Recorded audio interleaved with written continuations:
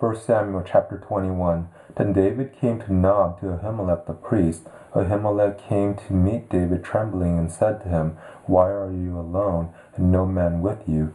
David said to Ahimelech the priest, The king has commanded me to do something, and has said to me, Let no one know anything about the business about which I send you, and what I have commanded you.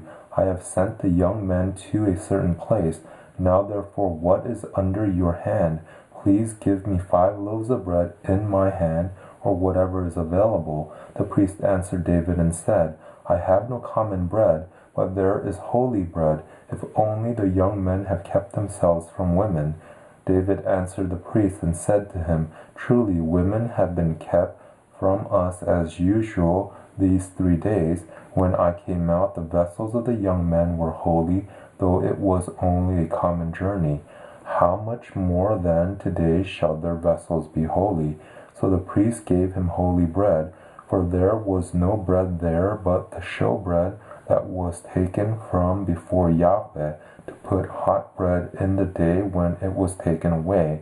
Now a certain man of the servants of Saul was there that day, detained before Yahweh, and his name was Doeg the Edomite, the best of the herdsmen who belonged to Saul. David said to Ahimelech, Isn't there here under your hand spear or sword? For I have neither brought my sword nor my weapons with me, because the king's business required haste. The priest said, Behold, the sword of Goliath the Philistine, whom you killed in the valley of Elah, is here wrapped in a cloth behind the ephod. If you would like to take that, take it, for there is no other except that here. David said, There is none like that, give it to me. David arose and fled that day for fear of Saul, and went to Achish the king of Gath. The servants of Achish said to him, Isn't this David the king of the land? Didn't they sing to one another about him in dances, saying, Saul has slain his thousands, and David his 10,000s?